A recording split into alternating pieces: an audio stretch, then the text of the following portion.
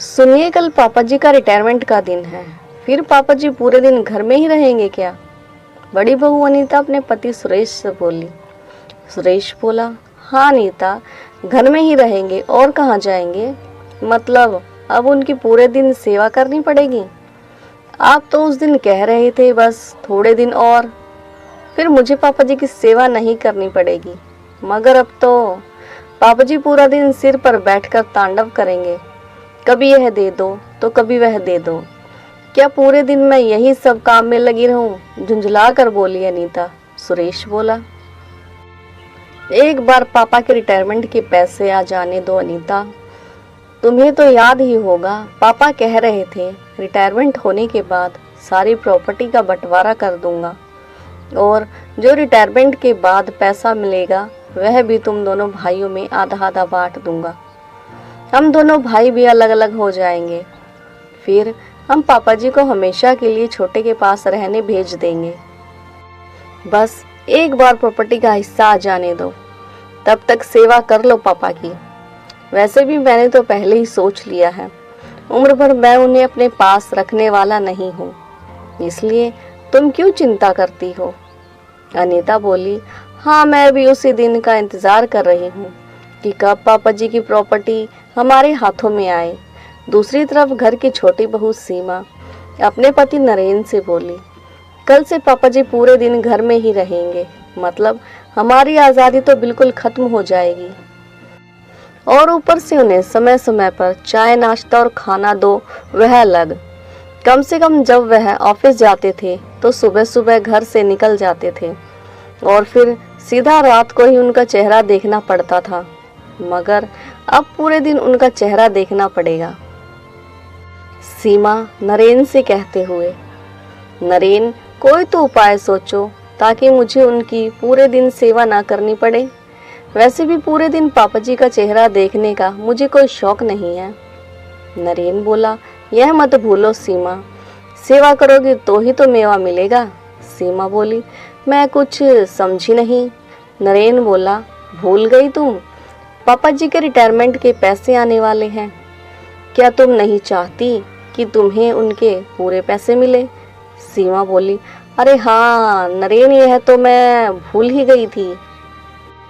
अब तो पापा जी की सेवा करनी ही पड़ेगी। दूसरे दिन हरिप्रसाद जी का रिटायरमेंट था। ऑफिस वालों ने मिलकर हरिप्रसाद जी के लिए पार्टी रखी थी और उन्हें रिटायरमेंट के बाद पैसे दिए गए। दोनों बेटे भी अपने अपने ऑफिस से पापा जी के ऑफिस वाली पार्टी में गए। खूब सम्मान दिया गया हरिप्रसाद जी को और वहाँ के मैनेजर हरिप्रसाद जी के बेटे से बोले, तुम्हारे पापा ने जिंदगी भर खूब मेहनत की है, अब उन्हें खूब आराम देना। आज तुम लोग जो हो उनकी बदौलत ही हो। दोनों बेटों की नज़र तो पापा जी के रिटायरमेंट वाले पैसों पर थी। ऑफिस से निकलते ही बड़ा बेटा सुरेश बोला, लाइए पापा जी, यह पैसों वाला बैग मुझे दे दीजिए, मैं इन्हें संभालता हूँ। उतने में छोटा बेटा नरेन बोला, पापा आप कहे तो मैं घर जाते जाते यह पैसे बैंक में जमा करा आऊं। वैसे भी इतने पैसे घर में ठीक नहीं। हरिप्रसाद जी बोले, तुम दोनों पैसों की फिक्र मत करो, इन्हें मैं मेरे खाते में बैंक में जमा करा दूंगा। यह सुनकर एक पल के लिए दोनों बेटों की उम्मीदों पर पानी फिर गया। हरिप्रसाद जी भी शायद मन ही मन जान चुके थे कि उन्हें अभी किसी पर भी विश्वास नहीं करना चाहिए, इसलिए वे खुद ही अपने पैसे बैंक जाकर अपने खाते में जमा करा आए। हरिप्रसाद जी रिटायर तो हो गए थे, मगर अब भी सुबह जल्दी उठ जाते और अखबार लेकर बैठ जाते।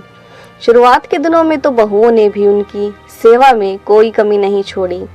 रोज सुबह टेबल पर उनका चाय नाश्ता और समय पर खाना भी पहुंचा देती, मगर एक महीने में ही दोनों बहुएं एक दूसरे से बोली, पहले तो बुढ़ा ऑफिस के लिए निकल जाता था, वही अच्छा था, अब तो पूरे दिन इनकी सेवा करनी पड़ती है।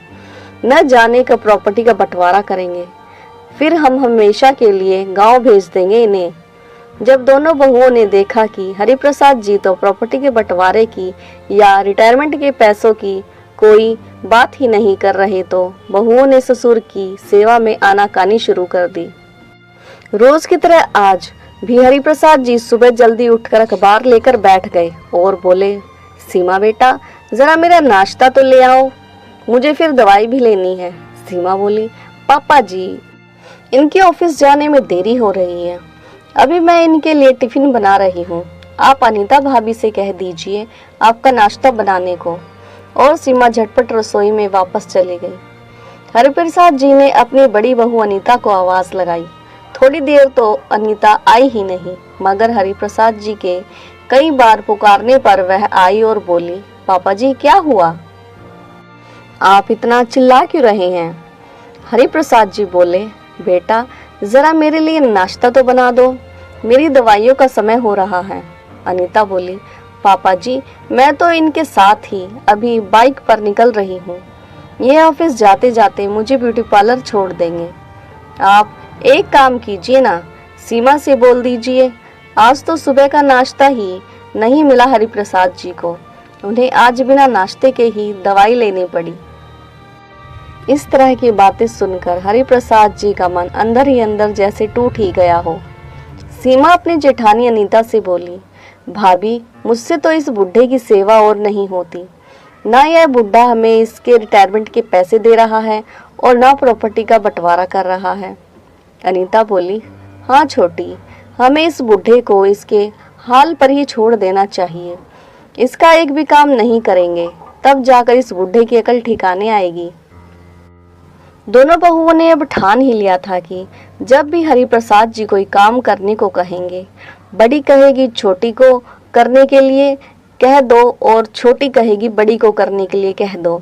इस तरह हरिप्रसाद जी दोनों बहुओं के बीच में फंस कर रह जाएंगे और फिर अंत में उन्हें अपना काम खुद ही करना पड़ेगा। दूसरे दिन हरिप्रसाद जी को बहुत खांसी आ रही थी। उन्होंने बहुओं को आवाज लगाई कि कोई आकर मुझे गर्म पानी दे दो। दोनों एक साथ आकर बोली, पापा जी रसोई यहीं बगल में ही तो है, कहाँ समय लगता है पानी लेने में, अब से खुद का काम खुद ही कर लिया कीजिए, बार बार हमें मत पुकारा कीजिए, हमें वैसे भी घर में अन्य बहुत सारे काम होते हैं, रिटायर आप हुए हैं हम नहीं। हरिप्रसाद जी को बहुओं का यह बर्ताव कुछ समझ में नहीं आ रहा था। वो अपनी पत्नी कांता जी की तस्वीर देखकर रोने लगे और बोले, देख रही हो कांता, क्या हाल हो गया है मेरा, काश तुम मुझे छोड़कर यूं जल्दी ऊपर नहीं जाती। हरिप्रसाद जी अतीत के गलियारों में खो गए। हरिप्रसाद जी और कांता जी के दो बेटे सुरेश और नरेन और एक बेटी आशा थी। हरिप्रसाद जी पूरा दिन ऑफिस में मेहनत करते, तब जाकर घर चलता था। हरिप्रसाद जी अपने माता पिता के इकलौती संतान थे। उन्होंने अपने माता पिता की सेवा में कभी कोई कमी नहीं आने दी। हरिप्रसाद जी की माँ की एक किडनी खराब हो गई थी। उस समय भी हरिप्रसाद जी ने पैसों की परवाह न करते हुए अपनी माँ का अच्छे से अच्छी जगह इलाज करवाया। उस वक्त उनके सिर पर लाखों का कर्जा हो गया था। फिर भी इतना करते हुए भी वह अपनी माँ को नहीं बचा पाए। हरिप्रसाद जी के पिताजी हमेशा कहा करते थे कि बेटा, तुमने और बहू ने हम बूढ़ों की बहुत सेवा की है, देख लेना एक दिन तुम्हारे बेटे और उनकी पत्नियां भी तुम्हारी खूब सेवा करेंगी। मगर आज अपनी ही बहुओं को ऐसा व्यवहार देखकर हरिप्रसाद जी को अपनी पत्नी कांता जी की बहुत याद आ रही थी और वे सोच रहे थे कि शायद कलजुगी संतान ऐसी ही होती है, तभी तो आज मुझे ऐसे दिन देखने पड़े हैं। दोनों बेटों की शादी के बाद अक्सर कांता जी हरिप्रसाद जी से कहा करती थी कि बेटे बहुओं में बहुत बदलाव आ चुका है, वे लोग सिर्फ दिखावा करते हैं कि वे लोग हमें रखेंगे, मगर उनके मन में लालच है। तब हरिप्रसाद जी कांता जी की बातों को अक्सर टाल दिया करते थे और कहा करते थे, भाग्यवान, पता नहीं तुम औरतों को बेटों की शादी के बाद क्या तकलीफ हो जाती है, तुमको तुम्हारे घर में आए लक्ष्मी पर ही शक होने लगता है। मगर आज मुझे समझ आया कि कांता हमेशा सच कहा करती थी और मैं उनकी बातें नजरअंदाज कर देता था। शायद कांता जी जानती थी कि बुढ़ापे में कोई उनकी सेवा नहीं करेगा, तभी तो जल्दी ऊपर चली गई। काश कांता, मैं भी तुम्हारे साथ ही ऊपर जा सकता, कहते हुए हरिप्रसाद जी की आंखें फिर भर गई। तभी उनके मोबाइल की घंटी बजी तो सामने से बेटी आशा बोली, पापा कैसे हैं आप? हरिप्रसाद जी बेटे की आवाज सुनते ही खुश हो गए। वह बेटी को कोई चिंता नहीं देना चाहते थे, इसलिए बोले, ठीक हूँ बेटा। पापा आप आवाज से तो ठीक नहीं लग रहे, आशा ने कहा। हरिप्रसाद जी बोले, नहीं बेटा बस ऐसे ही, थोड़ी तबीयत ठीक नहीं है, खांसी हो गई है। आशा दूसरे शहर में रहती थी जो लगभग 4 घंटे की दूरी पर था। वह बोली, पापा आपसे मिलने का बहुत मन करता है, मगर बच्चों की परीक्षाएं भी नजदीक आ चुकी हैं, इसलिए अभी तो नहीं आ पाऊंगी, मगर आप समय पर दवाई ले लीजिए और अपना ध्यान रखिएगा। हरिप्रसाद जी बोले, हाँ बेटा तू मेरी बिल्कुल फिक्र मत कर। और उन्हें जोरदार खांसी आ गई। उतने में बड़ी बहू अनीता बोली, मुंह पर हाथ रखकर खांस लीजिए पापा जी, घर में बच्चे भी हैं, कहीं आपकी वजह से हम में से किसी को खांसी हो गई तो? आपका क्या है, आपको तो घर पर रहकर आराम ही करना है, मगर हम सबको तो पूरा दिन काम करना होता है, बच्चों को स्कूल और पढ़ाई, और हमें रसोई और घर संभालना होता है। आइंदा से खांसते समय मुंह पर हाथ जरूर रखिएगा। छोटी बहू सीमा कहाँ पीछे रहने वाली थी, वह बोली, पापा जी मैं तो कहती हूँ आप अपने कमरे से ज्यादा निकला ही मत कीजिए। हरिप्रसाद जी तो बेचारे अपने लिए सिर्फ गर्म पानी लेने आए थे, वह भी बहुओं को ही कहा था कि वे ही दे दे, मगर उन्होंने ही कहा था खुद से ले लो, और अब इतना सुना रही हैं। वह अलग। अगले दिन रविवार था। बेटे बहुओं ने घूमने का प्लान बनाया था। घर की वॉशिंग मशीन खराब थी, जिस वजह से हरिप्रसाद जी के बहुत सारे धोने के कपड़े जमा हो गए थे। हरिप्रसाद जी जानते थे बहुएं तो उनके कपड़े धोने वाली है नहीं, इसलिए खुद ही बाथरूम में कपड़े धोने बैठ गए।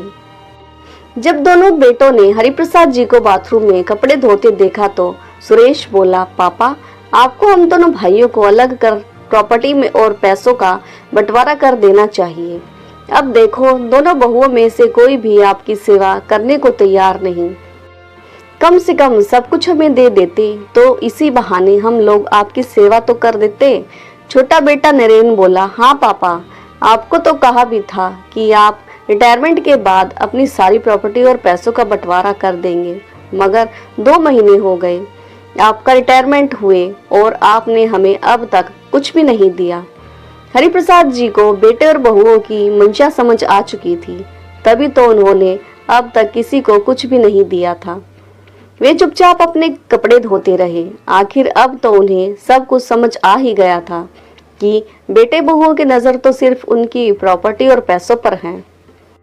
अभी जब इनके हाथ प्रॉपर्टी नहीं लगी है तो मेरा यह हाल ऐसा हो गया है। कल को अगर मैं इन लोगों को अपनी प्रॉपर्टी दे दूंगा तो मेरा क्या हश्र होगा। इतना कह आशा हरिप्रसाद जी को अपने घर ले आई। थोड़े दिनों बाद दोनों बेटे बहुएं यह सोचकर डर रहे थे कि कहीं पापा सारी प्रॉपर्टी और पैसे बेटी को न दे, और आखिरकार वही हुआ जिसका उन्हें डर था। घर खाली करने के पेपर लेकर कोर्ट से एक आदमी जब उनके दरवाजे पर पहुंचा तो सभी का चेहरा ऐसा उतरा हुआ था मानो काटो तो खून नहीं। वे चारों अपने पिताजी से माफी मांगने दौड़ते चले गए, मगर हरिप्रसाद जी बोले, मैं जानता हूँ तुम लोग मेरे लिए नहीं मेरी प्रॉपर्टी और पैसों के लालच में मुझसे माफी मांग रहे हो, मगर बेटी आशा के साथ रहकर मुझे मेरे बाबूजी की एक बात याद आ रही है। वे कहते थे, तुमने मेरी बहुत सेवा की है हरिप्रसाद, एक दिन तुम्हारे बच्चे भी तुम्हारी खूब सेवा करेंगे। यह बात 16 आने सच है। आज मेरी बेटी ने यह साबित कर दिया। और हाँ, तुम लोग जिस प्रॉपर्टी के लालच में यहाँ माफी मांगने आए हो उसका अब कोई फायदा नहीं। मैंने मेरा सब कुछ अपनी बेटी और उसके बच्चों के नाम कर दिया है। कल तक तुम लोगों को मेरा पुश्तैनी मकान खाली कर देना होगा, फिर आगे मेरी बेटी की मर्जी, वह चाहे इसका जो करे। मेरे कहने को ही सिर्फ 2 बेटे हैं, मुझे रखने का फर्ज मेरी बेटी ने निभाया है। यह सुनकर वह चारों हरिप्रसाद जी के पैरों में गिर पड़े। मगर हरिप्रसाद जी ने उन्हें माफ नहीं किया।